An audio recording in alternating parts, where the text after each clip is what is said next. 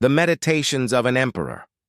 He was the most powerful man in the world, an emperor surrounded by legions, gold and temples that echoed the name of Rome. But every night, when silence enveloped the palace, he would sit alone, with a lit candle, a quill in hand, and a battlefield within his mind. His name was Marcus Aurelius, and what he wrote was not for others. They were secret orders, directed at himself, orders to endure the pain, orders to remain calm in the face of chaos, orders not to be corrupted by power. While generals plotted war strategies and senators schemed in the shadows, Marco waged an invisible war, the war against his own thoughts. Each line he wrote in his journal was a shield against weakness, a sword against despair, a wall against fear. These words have traversed centuries and reached us as meditations, a book not written to inspire the world, but to discipline a soul. A survival manual for those who live surrounded by chaos, haste, guilt, and doubt. And if you stop to listen, you will realize that these words still whisper the same warning. The mind is your only empire. If you do not govern it, you will be governed by everything around you. Imagine for a moment the weight he carried, govern the largest empire on earth and, at the same time, struggle to maintain his own inner balance. Imagine waking up every day knowing that your decision could condemn thousands, and yet choose to act with wisdom, not with anger. Marcus Aurelius did not want to be remembered for his military victories, but for his serenity, and perhaps this is the greatest victory of all. Overcoming the inner turmoil while the world outside collapses. But what makes these meditations so powerful is that they are neither religious sermons nor philosophical poetry. They are practical, reminders, short, sharp phrases, written between battles and plagues to prevent a man from losing himself. And that is why, even after 2,000 years, each line still carries an almost supernatural force. Because the voice of Marcus Aurelius does not speak to the emperor within us. It speaks to the human being who tries to maintain control when everything slips away. Today, you will hear 5 of these meditations. 5 fragments of wisdom that have survived time, oblivion, and despair. Each of them contains a hidden power, a key to transforming the mind and strengthening the spirit. But be careful. Upon understanding the first, you will never see your thoughts the same way again. Before we continue, take a deep breath. And remember, the great teachings are not just in ancient books, they are in the choices we make every day. If the wisdom of Marcus Aurelius inspires you, subscribe to the channel now, activate the bell, and join me on this Stoic journey. Here, each video is a step to strengthen your mind, your discipline, and your soul. Because the modern world needs more than words. It needs men and women guided by reason and calmness. The mind becomes what it continuously thinks. Narrated with a serene and firm tone, like a master revealing an eternal secret. Cinematic style, slow pace, and symbolic visuals. The mind as a battlefield. Without conclusion, with a smooth transition to the next topic. Marcus Aurelius wrote, "The soul is dyed with the color of its thoughts."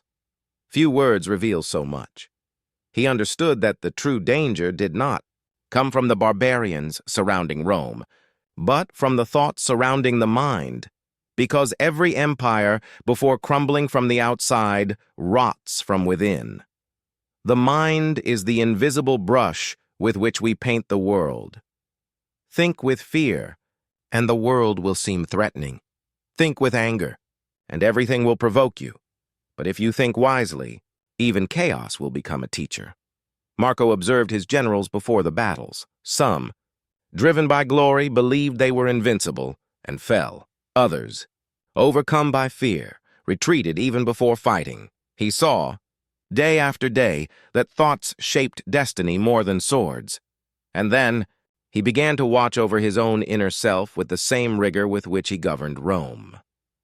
Each emotion was a messenger, each thought a soldier, and he knew if he didn't command this mental legion, he would be dominated by it.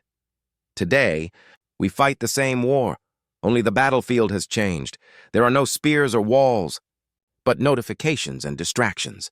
The mind, once a temple, has become a marketplace, and every thought you accept without questioning is a seed planted in the soil of your soul.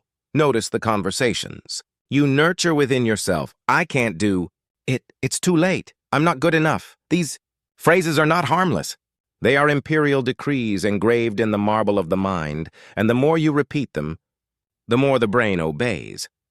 Marcus Aurelius did not combat bad thoughts with foolish optimism, but with awareness. He observed, he breathed, and replaced the phrase, "this is unbearable," with "this is just an event." It didn't change the reality. It changed the meaning, and therein lay all the power. Today, every time you repeat a limiting belief, you are training your spirit to give up. But every time you choose a virtuous thought, even when tired, even when hurt, you are building an unshakable mind. What you think continuously becomes the invisible foundation of your life, and Marco knew that a disordered mind creates a tragic destiny. But there is something even more dangerous than thinking wrong is not realizing that your thoughts are not your own. The present is all you really have. Marcus Aurelius wrote his Meditations in the early hours of the day, when the sun still touched the columns of the palace, and the world seemed suspended between yesterday and tomorrow. He knew that this moment, the now, was the only territory that man truly possesses. Do not live as if you were going to live 1,000 years. While you can, be good. Those words were not metaphors, they were orders. The emperor who commanded the time of an empire fought against time from within.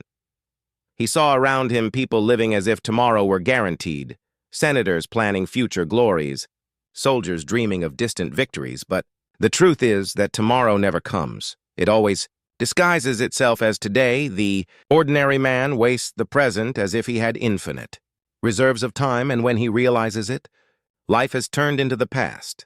The Stoic, on the other hand, treats each second as a divine spark, a breath that can extinguish at any moment. Marcus Aurelius understood. The present is not just any moment. It is the point where destiny and choice intersect. Everything you have the power to change is here. Now, never anywhere else. Anxiety is the price paid for trying to live in the future. Guilt, the punishment of living in the past. Peace resides only where the foot touches the ground in this moment. But the present is not just a refuge. It is a responsibility, because every decision made today shapes tomorrow. Each repeated thought now digs the foundations of what you will become. Time is not an enemy. It is the fairest master. He gives everyone the same currency, the moment, and only the wise know how to spend it wisely. Imagine Marco writing, alone while Rome sleeps. The flames of the candles flicker. Outside, soldiers stand guard. Inside, the emperor watches himself. He takes a deep breath and writes, "The present is the only time that man can lose. And how many times have you already lost yours?" Waiting for the right moment, the ideal condition, the perfect sign, Marcus Aurelius learned that perfection is not in the moment that will come, but in the attention given to the moment that exists. The present is the field where the mind exercises, the body disciplines, and the spirit purifies. But mastering the present requires something that few have the courage to face: the pain of now, because it's easy to talk about serenity when everything is calm. Difficult is maintaining peace when the world around you crumbles, and that is where the true Stoic practice begins. Accept what fate brings, not as punishment, but as training. Rome was at war. The empire, threatened from all sides, diseases, betrayals, enemy armies, and yet amidst the devastation, Marcus Aurelius wrote, "Accept what fate gives you. Nothing happens to a man that nature has not prepared him to endure." Those words did not come from a golden throne, but from a campaign tent, surrounded by the cold northern wind and the battle cries. He had lost friends. He had buried children. He had seen the fear in his soldiers' eyes. And yet, He held the spear firmly, Marco. Didn't see suffering as punishment, he saw it as training, like the blacksmith who exposes the iron to the fire so that it becomes more resilient. He knew that. Life spares no one, but forges everyone who stands tall. The modern man tries to escape pain, seeks comfort, pleasure, distraction, but the Stoic learns from the opposite. Discomfort, waiting, silence, because it is in the moments when everything falls apart that character emerges. It's not about loving suffering, but using it as a tool. Marco saw fate as a strict but fair teacher. He wrote, "What happens to each person is what suits their nature. In other words, what happens to you is what reveals you. When an obstacle arises, the fool says, 'Why me?' The wise man asks, 'What does this want to teach me?' The difference between them is that one complains and the other evolves." Think about it. Every pain you have overcome has made you stronger than you were before. Each loss taught detachment, each failure, patience, each fall, humility. And that is exactly why Stoic philosophy does not promise happiness. It promises freedom. Marcus Aurelius understood that control is not in avoiding the inevitable, but in deciding who you will be in the face of it. Pain is inevitable. Suffering is a choice. He looked at destiny and said, "Come what may. I was made for this." This is the essence of Stoicism, not denying the weight of life, but carrying that weight with dignity. And when you accept fate, something changes. Resistance gives way to strength, fear to clarity, the revolt to calmness. But there is something even deeper than accepting fate.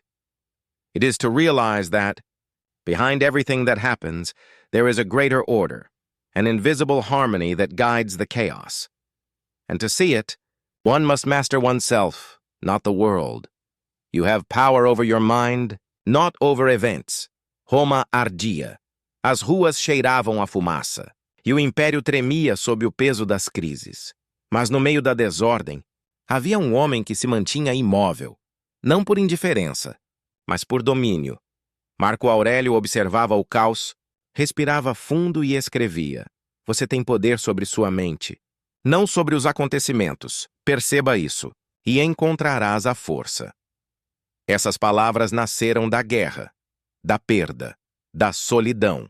Enquanto o mundo à sua volta desabava, Marco descobria que a única fortaleza invencível estava dentro dele. Ele aprendeu o segredo mais difícil da existência: não controlar o que acontece, mas controlar o significado que se dá ao que acontece. Quando o mensageiro lhe trazia notícias ruins, ele não reagia de imediato, pousava a pena, respirava e pensava: posso mudar isso? Não. Então por que sofrer duas vezes, na mente e na realidade? Ele não era frio, era lúcido. Sabia que emoção sem direção é tempestade, mas emoção guiada pela razão é vento nas velas.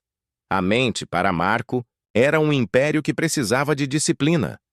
Um império que ruía toda vez que o homem se deixava dominar pela raiva, pela inveja, pelo medo. E é por isso que ele treinava o pensamento como um general treina seus soldados. Ele ordenava a si mesmo: quando algo te ferir, lembra-te, não é o evento que te machuca, é o julgamento que fazes dele. Hoje, vivemos o mesmo dilema, não com espadas e senadores, mas com palavras, telas e opiniões. Cada ofensa, cada crítica, cada notícia é um teste de autocontrole. E a maioria falha porque tenta controlar o incontrolável, o outro, o mundo, o tempo. Mas o verdadeiro poder está em redirecionar essa força, em olhar para dentro e perguntar: o que em mim está reagindo assim? Marco Aurélio chamava isso de proairesis, o poder de escolher a própria atitude. Esse é o trono que ninguém pode tomar de você. Mesmo acorrentado, o sábio é livre, porque sua mente não obedece a nada além da razão. O mundo é uma arena onde tudo muda: o clima, as pessoas, a sorte. Mas há algo que não muda: a capacidade de responder com sabedoria. E aquele que domina a resposta, domina a si mesmo. Mas havia algo que Marco considerava ainda mais desafiador do que controlar os pensamentos. Era controlar a raiva diante dos outros, porque os eventos são neutros, mas as pessoas As pessoas testam nossa serenidade como o fogo testa o ferro. Se essa mensagem está fazendo você repensar suas escolhas, respira fundo por um segundo. O estoicismo é justamente sobre isso. Pausar, refletir e agir com consciência. Então aproveita esse momento e se inscreve no canal. Aqui, todos os dias, a gente fala sobre autodomínio, força interior e sabedoria estoica aplicada à vida real. Não é teoria, é prática. Vem com a gente. Others act according to what they know, not according to what you expect. Marcus Aurelius. The man who ruled the world also dealt with betrayals, lies, and ingratitude. There wasn't a day when he didn't have to deal with others' egos, jealousy, and vanity. And yet, instead of getting upset, he wrote to himself, "When you wake up in the morning, remember, you will encounter meddlesome, ungrateful, arrogant, dishonest, envious, and rude people. They are like this because they cannot distinguish between good and evil." These words, which might sound like a rant, were actually an exercise, a daily reminder to protect one's own serenity before the world tried to steal it. Marco understood that no one does evil deliberately. People act according to what they know, and what they have yet to learn. The one who errs is not an enemy, but an ignorant who still walks in darkness, and the wise do not respond with anger, responds with compassion. Think about the power of that. The most influential man on the planet chose not to be offended. He transformed the insult into understanding, the criticism into training, the hatred as an opportunity to practice virtue. They don't know what they're doing, he said, and he repeated to himself until that truth became natural. Because wisdom is not in avoiding conflict, but in not letting it transform you. Marco knew that the reactive mind is like a torch in a gale. Any breath of anger extinguishes the light. But the disciplined mind is like the fire in the temple, protected, constant, silent. He believed that the real enemy is never the other, but the part of us that wants to react in the same way. When someone insults you, hurts you, or provokes you, anger whispers, "Respond," but the Stoic whispers back, "This is also a test." Understanding is the sharpest sword that exists because it cuts the cycle of violence without shedding a drop of blood, and when you understand that the other acts according to what they know, you free yourself from the need to punish them and begin to govern yourself. Marcus Aurelius called this the mastery of spirit over instinct, and this mastery, according to him, is true power. But there was something even deeper than this wisdom about others, a reminder that he repeated as if praying before a war. A call to act, not just to understand, because for Marco, knowing what is right is not enough. It is necessary to practice. Life is too short to waste on opinions. Rome was buzzing. In the squares, senators debated for hours about laws that would never be enforced. Philosophers debated the nature of virtue while being unable to practice it. And Marcus Aurelius, sitting at a distance, wrote, "We wasted too much time debating what it means to be a good man." Be one. He knew life is too short to be wasted on words that don't turn into action. Time, that silent enemy, consumes even the wisest, and while some talk about the path, others simply walk it. Marco saw in every meeting, in every speech, the same human error, the desire to appear virtuous, instead of being. Men who spoke about courage but remained, silent in the face of injustice, who exalted reason but were carried away by anger, hypocrisy. Didn't surprise him, it saddened him, because he himself fought every day to avoid falling into the same trap. He understood that words do not change the world. The example, yes. And that's why his writings are not sermons, but personal reminders. He wrote to not forget that time is the most precious resource and the only one that can never be recovered. The modern man makes the same mistake that Rome made, confuses information with wisdom, talks about purpose, but lives distracted.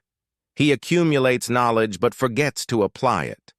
And when you realize it, life has passed, and what remains are Opinions. Marcus Aurelius believed that every moment should be spent on what builds character. He said, do what nature demands. Act as if each action were your last. There is nothing more liberating than acting with the awareness that time is short. Because those who understand this do not procrastinate, do not complain, do not argue, simply acts.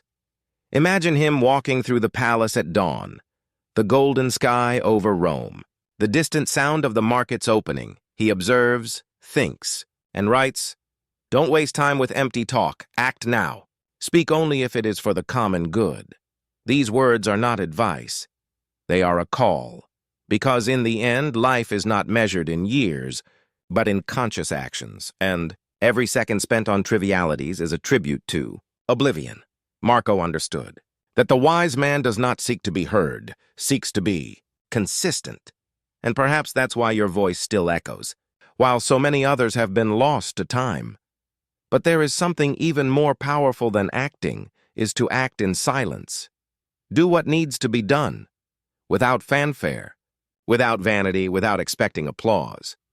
The silence is the territory of strength. Rome never slept, even at night. The sound of footsteps echoed on the stone streets, the murmur of the servants, the rustle of the torches. But Marcus Aurelius sought the opposite: silence. It was there, in the space between one thought and another, that he found true power. The silence is the fortress of the soul. It wasn't about silencing the world, but about silencing the inner storm. Because the man who talks too much thinks too little, and the man who thinks little acts poorly. Marco knew that silence was not the absence of sound. It was the presence of control.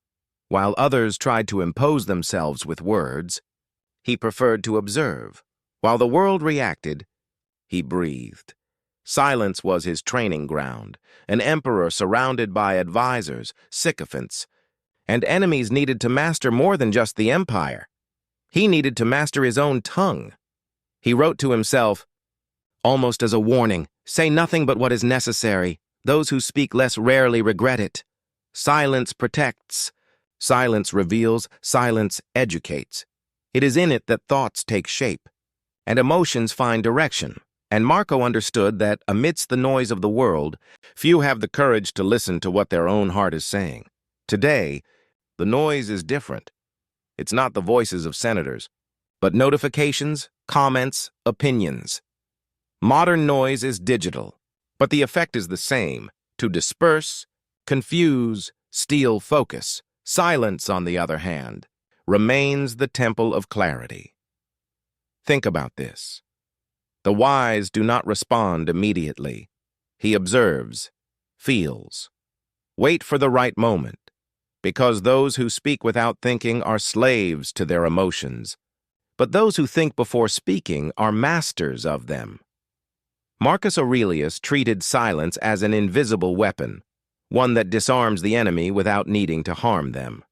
When a senator provoked him, he remained motionless, and that stillness was disconcerting.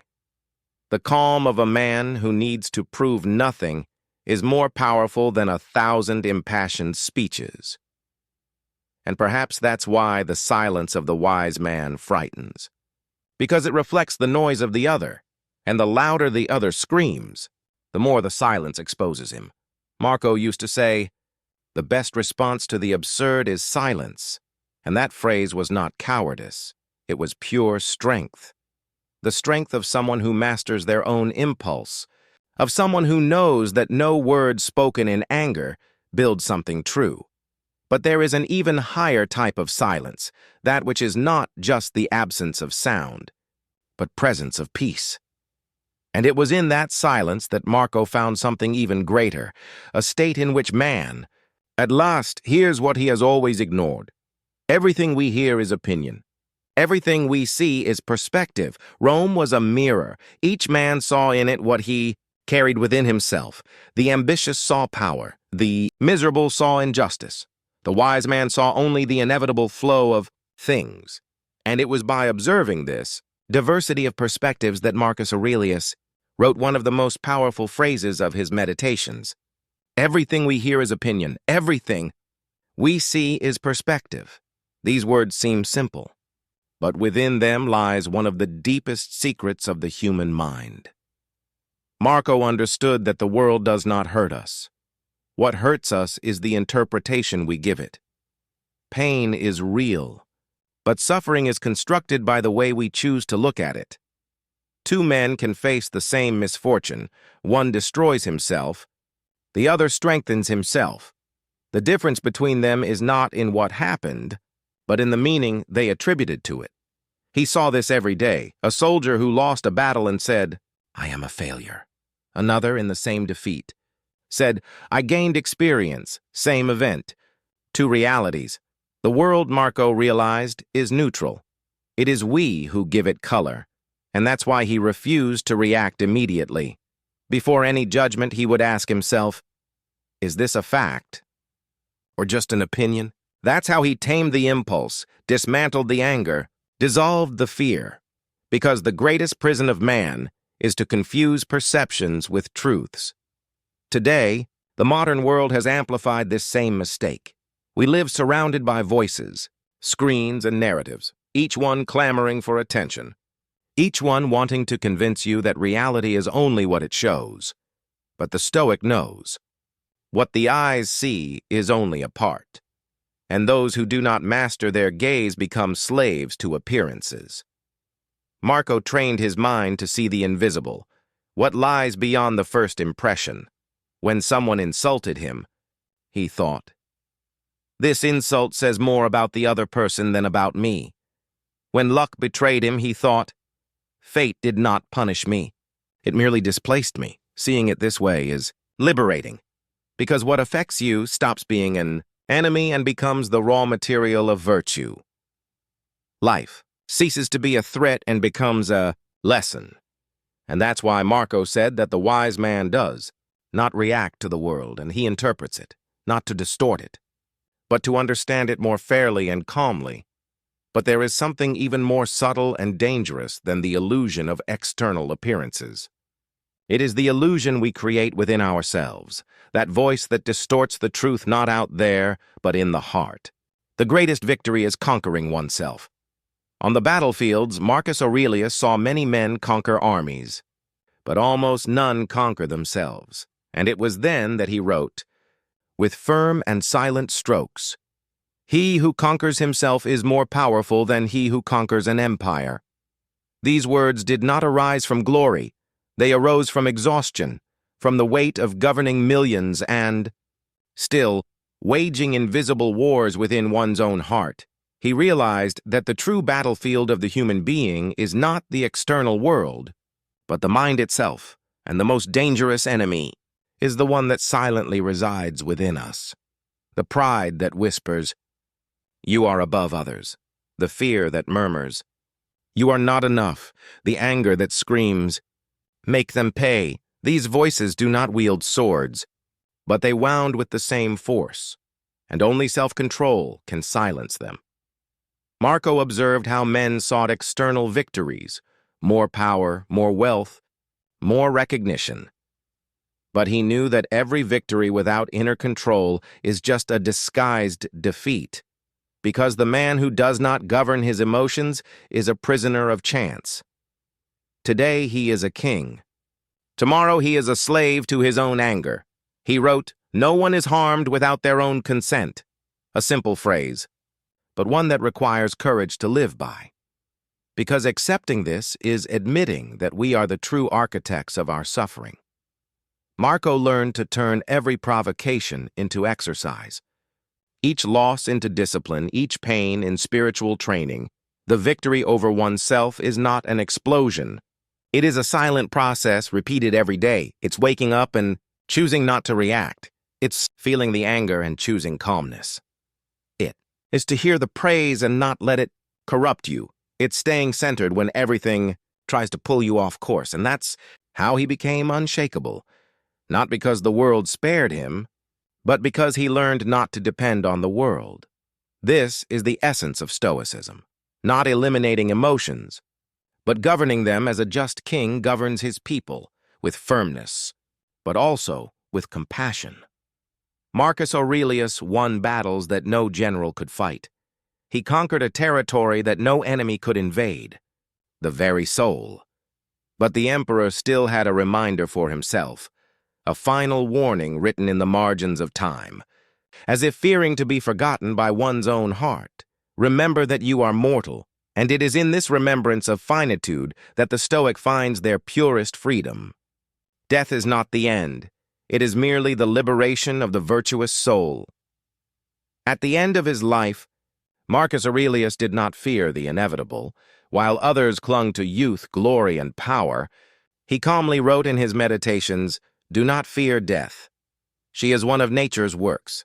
Just like birth and blooming, death is also part of the cycle.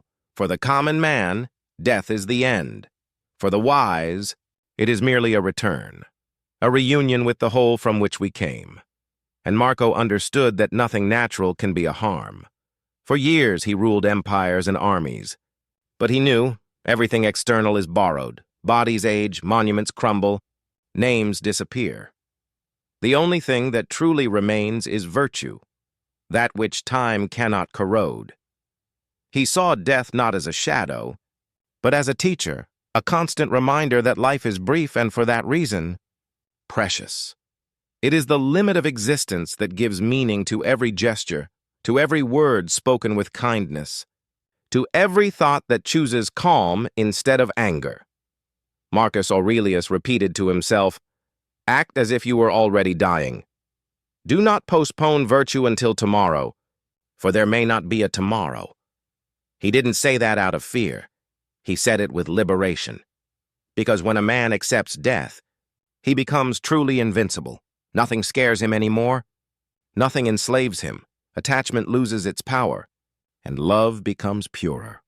The Romans erected statues in his honor, but he was not deluded. He knew that marble breaks, words are lost, and the empire will one day fall. But the disciplined mind, that indeed transcends the centuries. And so it was that, while the emperor's body aged, his soul became ever lighter, as if it were already beginning to detach from the bonds of the world. He used to say, "When you are called, depart with simplicity, like one who returns a torch to the eternal flame."